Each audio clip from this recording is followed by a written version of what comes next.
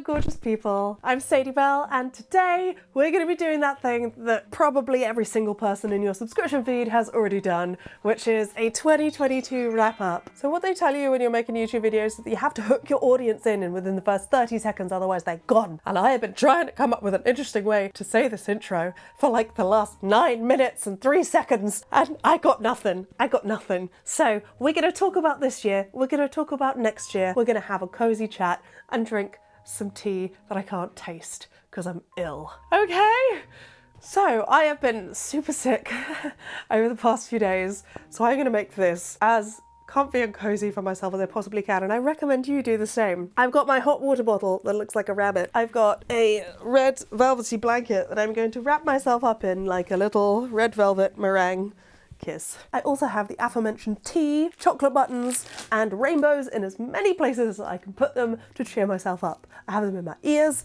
I have them on my legs, I even have slightly different rainbows on my feet, and these are toe socks, so they're real. Some people get really creeped out by these, but I really like them. It makes me feel like a Muppet. So this year, it's kind of been a doozy for me. In terms of my off YouTube, in real life, it's probably been the best and worst year of my life.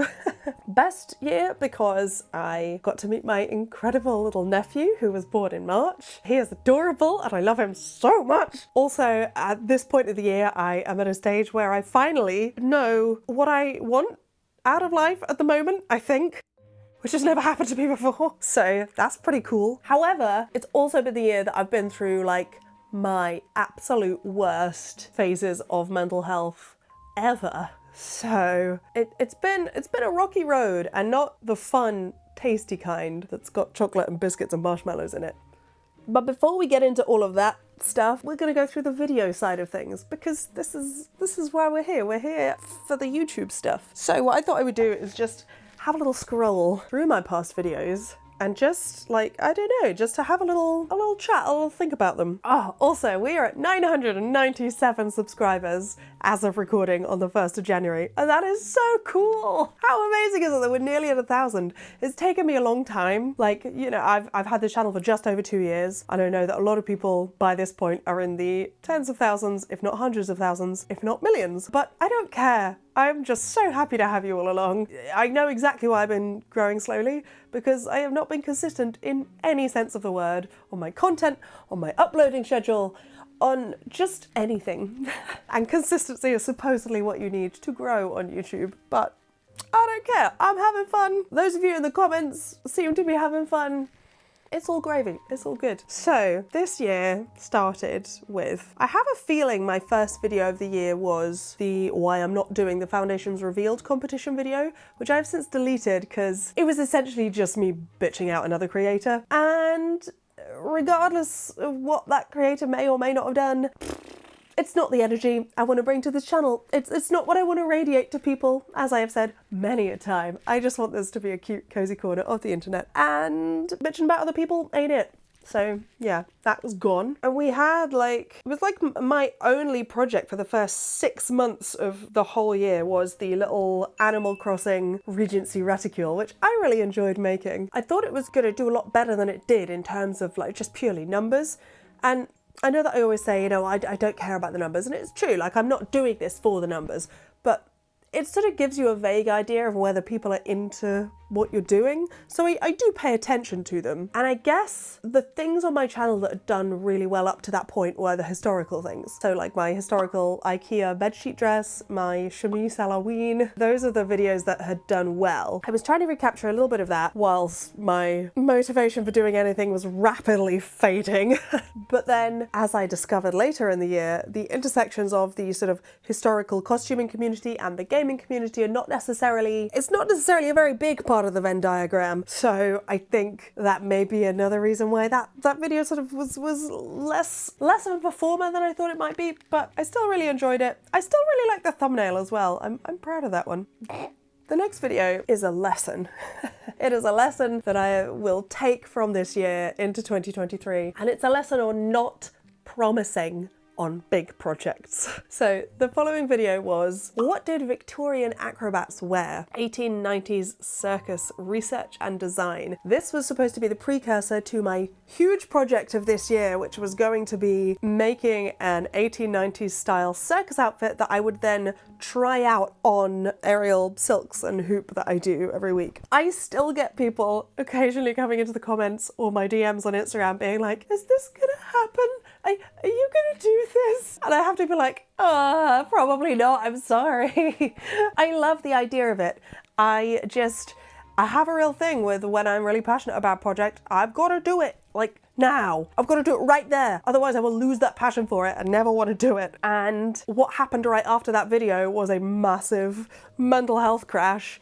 And so by the time I came back out of that, I was like, Victorian acrobat, that was months ago. I don't want to do that. I've got other ideas. So yeah, sorry about that. The next couple of months after that, that was very much like a period of exploration and trying to figure out what I wanted to do here, what I could do here and still like keep people interested. I already made a video about that topic with regards to the gaming videos. The singing video actually went really well. That is something that is like completely different content to what I'm normally doing here, but singing is one of my big loves. So I was really pleased to see that go down well. It's been a point of consternation lately because I have been ill with like this flu-y thing and I've also had a bad back. I pulled that like just before Christmas, and so the two things that I like to do on my own to cheer myself up is I'll put my headphones on and I will sing really loudly and I will dance around the living room, and I haven't been able to do either of those things. I have tried singing recently and it just sounds like my vocal cords have been put through a blender. It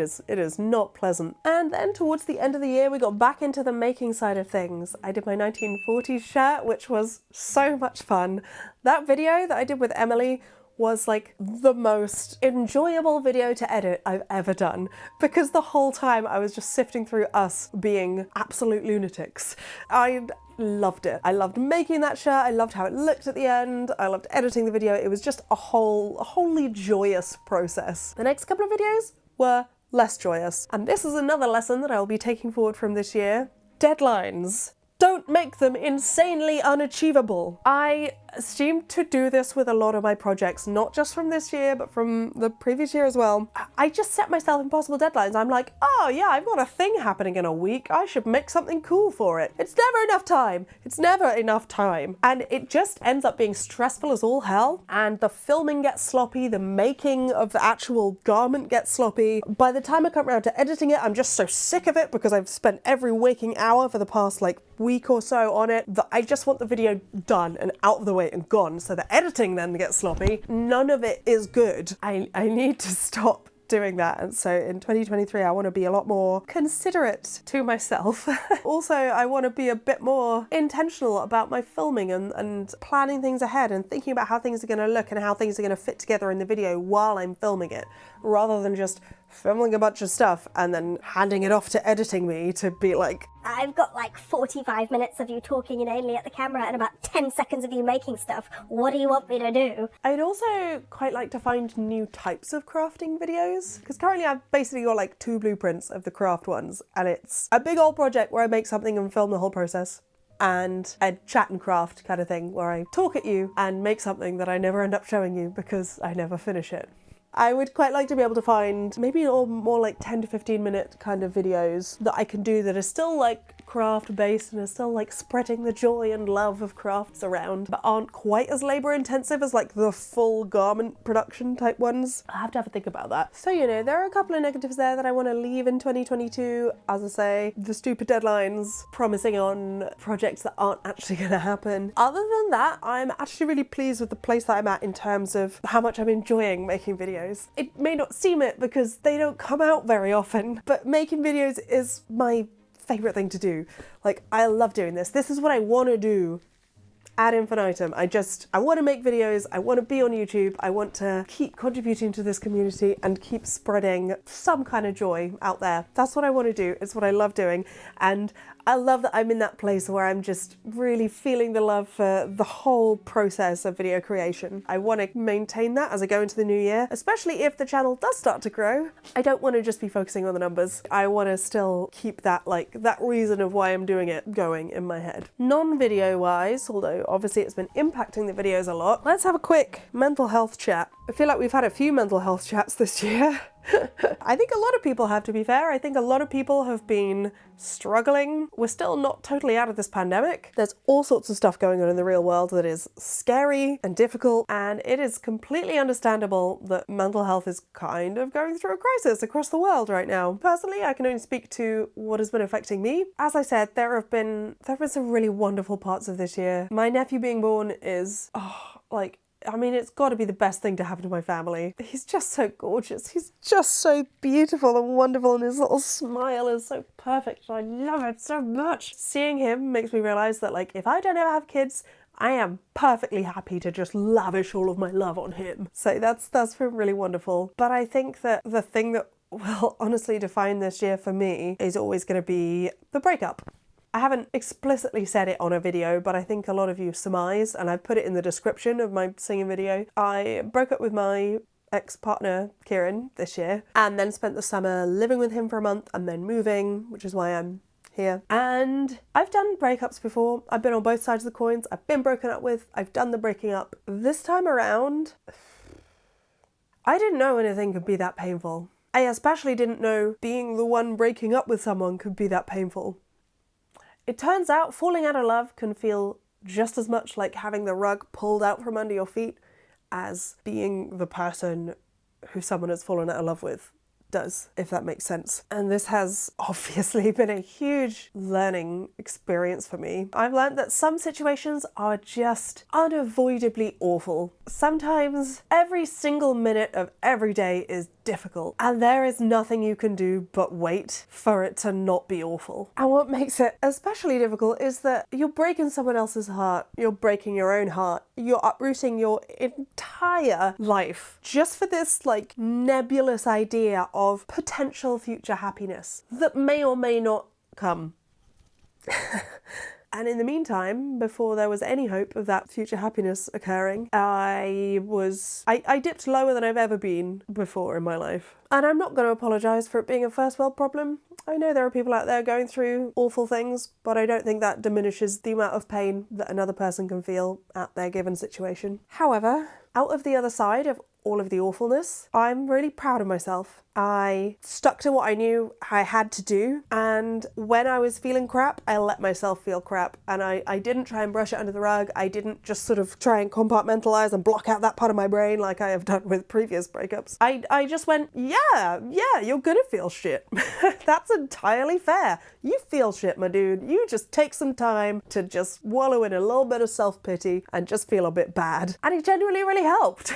Saying to yourself, that really sucks. It's amazing how much that actually helps. I guess I've kind of proven to myself not just how strong I can be, but how much value there is in not being strong, in intentionally letting yourself be weak and vulnerable and human, and how much that can actually improve your life in the long term. You know, letting yourself go through all of that. I think that's a really important lesson I've learned.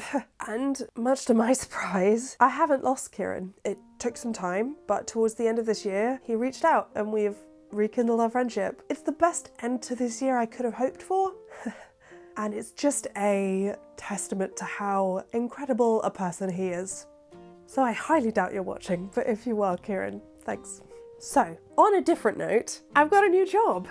I'm going to be starting this in February, so next month. Providing all of the background checks and everything go through quickly and smoothly, I am going to be a flight attendant. So I'm going to be moving to London. I know, I just moved here. I know. I'm going to be moving to London. I'm going to be flying all over the world, and I am so freaking excited. Travel has always been what my aim is. If I save any money, it's always for going on holidays or things like that. And so I thought, well, why not get paid to travel? That sounds pretty cool. And I know it's hard work. It's not just being paid to travel around the world. But I've been watching a lot of YouTubers who are flight attendants, and they do seem to see a lot of the world. So I'm tentatively very optimistic and excited, and I can't wait to finally get out of Southampton. Not that there is necessarily anything wrong with Southampton. There are some people here who I'm not even going to go into how much I'm going to miss them because I will cry. But I need to get out. I need to I need a change.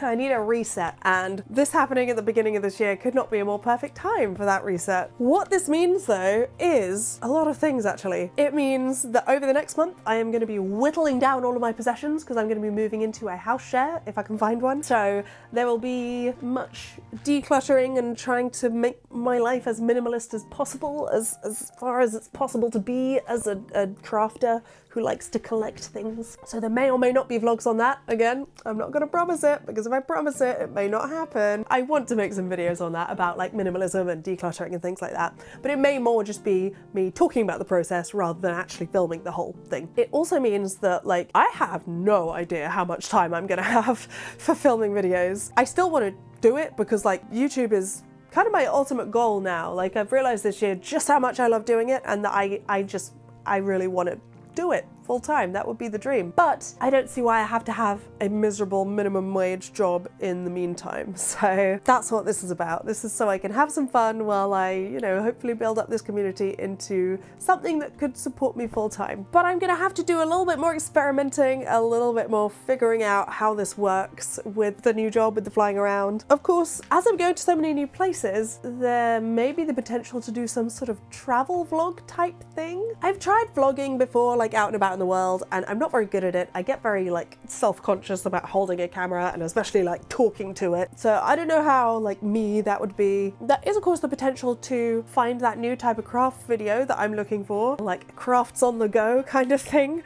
You know, the sort of things that are small enough to take in a plane carry-on and do in a hotel and stuff like that. So I still want to do the craft stuff. That is not changing, but there may be some exciting places thrown in there. I may just be doing crafts in exciting places. What's that meme where it's like, do you want to travel or do you just want to eat food in cool places? It's gonna be like that, but crafts. But also food, because that's one of the things I'm most excited for about traveling the world, is all of the food. So this has been super rambly. It probably would have been more concise if I was a little bit more well. I am going to wrap up, play some Rayman, and eat more chocolate buttons. How's my tea doing? It's cold now and it still tastes like dishwater. Yum. Before I go though, I want to... I'm gonna do that cringy thing. I just want to say thank you so much. As you will have gleaned from this video and many before it, this year has been really tough for me. If you have watched any videos, commented on them, liked them, if you have been a part of this in any teeny tiny way, I hope you never underestimate how much you've impacted my life this year in a positive way. This has kept me going. I know my uploads have been sporadic. I know that I haven't done a whole lot on YouTube this year, but I don't know what position my mental health would be in if I didn't have this and you all. So thank you so much. When you're a small YouTuber and you're sort of looking for advice and all of that kind of thing, people often say, don't judge yourself by the numbers. You have no idea who you've helped just with your video. You know, you have no idea who has seen it and hasn't commented or liked or anything like that, but it has impacted them and helped. But it goes the other way as well. If you are watching videos, you have no idea how much you've helped someone. You know, even just that extra view on a video, pushing it up in your analytics. The numbers aren't everything, but the numbers help when you're just in a little pit of despair. Or just every so often I'll get an email and it'll say, this person has subscribed to you. And I'll be like, oh, thank you, this person. You have no idea how much you have an impact on people. You have made this year doable for me. You have made it enjoyable even through all of the shit. I am so incredibly grateful for you. You have no idea. I don't think you ever will know. So all I can say is just a million, gajillion, babillion times thank you. And I will see you soon for more Cozy Chaos. Bye.